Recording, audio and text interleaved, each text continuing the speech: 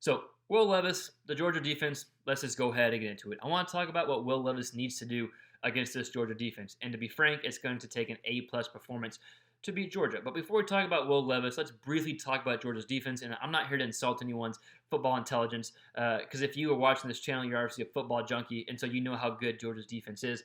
I didn't put any Georgia clips in this game or in this video. It's going to be all Will Levis clips we're going to get at in here in a second. But if you are interested in kind of a video breakdown of Georgia's defense, the past few weeks we've put out some Georgia defense breakdown. So if you're interested in that, I'll put some links below and you visualize what I'm talking about. But real quick, before we get to Levis, let's look at some of these defensive statistics that Georgia's been putting up, because it is just beyond impressive. They're the number one defense, total defense, rushing, passing, everything. Very impressive. So let's look real quick at the Georgia defense, and we'll kind of talk about that A-plus Levis performance. Georgia's defense, they've given up one touchdown in the air, one touchdown on the ground, right? They've only let teams get into the red zone 8 times in, I think, 6 games. And out of those 8 times, there's only been 5 scores in those getting in the red zones, right? So 8 trips in the red zone, only 5 scores. They've only given up 33 points this whole season, which again, I think is, in 6 games, that's 5 point something, whatever the average is, right? I'm not very smart. And then some more quick statistics, not to scare any Kentucky fans, is just kind of knowing what we're up against, which again, everyone knows you're up against a stout defense. 8 interceptions, that's second in the SEC. 22 sacks, that's first in the SEC. Only 137 yards to the air per game. Rushing, again, only 1 touchdown. They have 6 fumbles, which is third in the SEC. So a lot of times people view turnovers as luck, but in this case, it's because they're damn good. And then they've given up 64 yards per game through the ground. Only 200 yards per game total, right? So again, that's what you're going up against if you're Kentucky in the Kentucky offense. So if you're Will Levis, it's going to take an A-plus performance. We're going to look at what that A-plus performance, A-plus, not 8-plus, I apologize. We're going to look at what that A-plus performance looks like on film. We're going to look at the Missouri game and the LSU game, right? That's what we're going to look at, just a few clips. And real quick, what you want to look for is success in early downs. Now, I don't think that's super realistic every play, right? So expect some third and longs, because it is what it is. You're facing Georgia, and convert on some third and longs. You're going to need to convert some third and longs if you're Will Levis, fit the ball in the tight spaces that maybe you haven't had to in the past.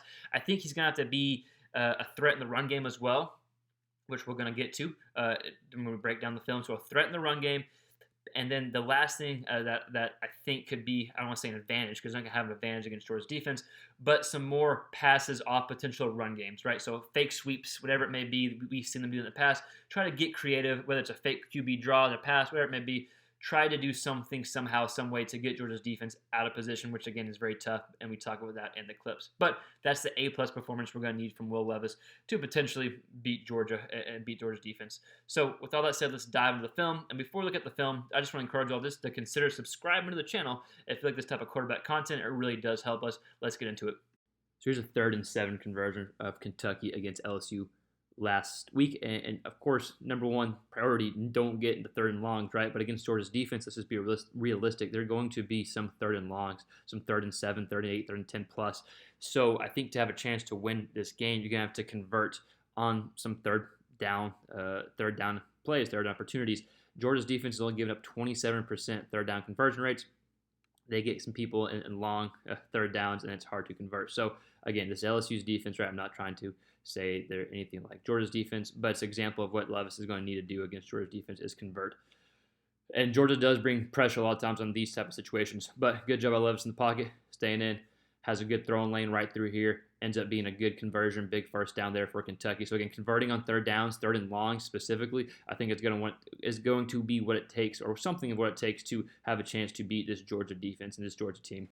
So 3rd and 11 against Mizzou here, and the takeaways I want to get from this clip is, like we talked about on some previous clips, you have to convert some 3rd and longs.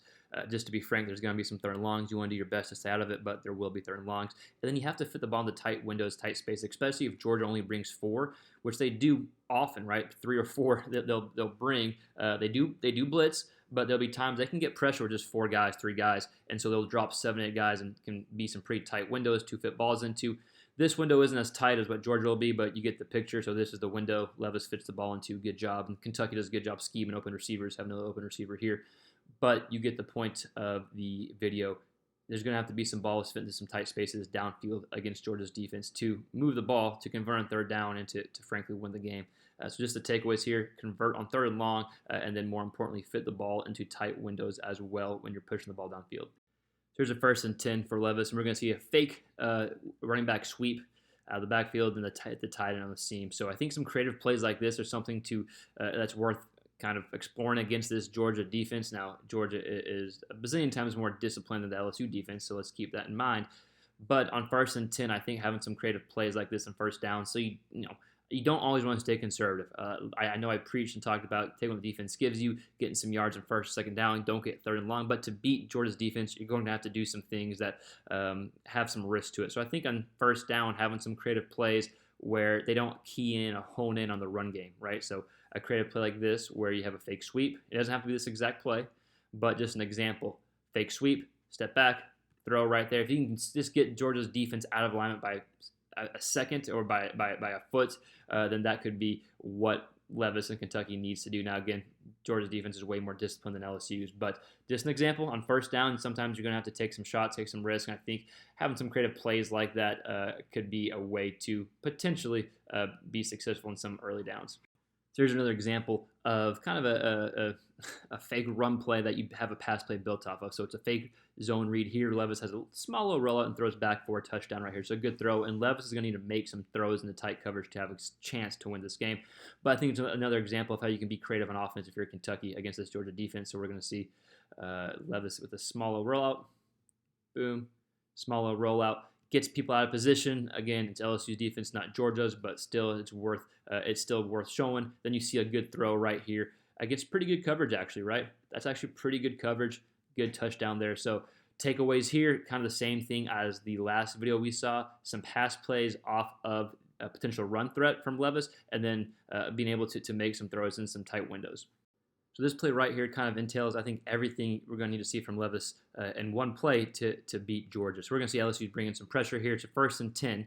So it's having a shot downfield on 1st and 10, like we talked about. It's getting the ball to Robinson, which having creative ways to get him the ball in space is always part of the game plan, but even more so against Georgia, even if you use him as a decoy too. But it's getting the ball to him, and it's a fake sweep here that fake sweep to the running back that turns into a pass play like we talked about. So just to recap, got a fake sweep. He's throwing on 1st down, out of position. LSU, again, Georgia's going to be more disciplined than that, and then throwing a good ball for a 1st down here. But this entails everything we need to see from Levis to beat Georgia. It's throwing the ball on 1st down to keep the defense honest from stop being up there and trying to stop the run game as much. It's getting Robinson involved, and it's having creative pass plays that are built on top of the run game. So again, 3 things we talked about with Levis all in one play. Just a good example to show here.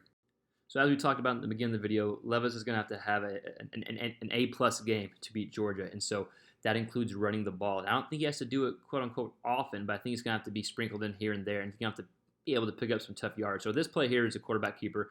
Probably doesn't get contact to 5 or 6 yards down the field. He breaks a few tackles, gets a 1st down here. So having these type of run plays for Levis sprinkled in, by no means is going to give them an advantage, but could give them a potential. If you can get some runs like that from Levis, that one, could, of course, get a 1st down, and 2, get the kind of offense fired up as well, get his teammates to continue to rally around him. So again, Levis, A-plus game. That includes running the ball. So again, just to recap everything, you just need an A-plus performance, and the videos we just showed kind of demonstrate what we think the A-plus performance could look like from Will Levis. And I don't want to put too much on him because it's going to take an A-plus performance from everyone in Kentucky. But we're a quarterback channel, so we're just talking about Will Levis, right? But I want to hear from you. What are your thoughts on Will Levis? What do you think he needs to do? Did I miss anything? Let me know in the comments below. We'll see you next time on the next quarterback-related video.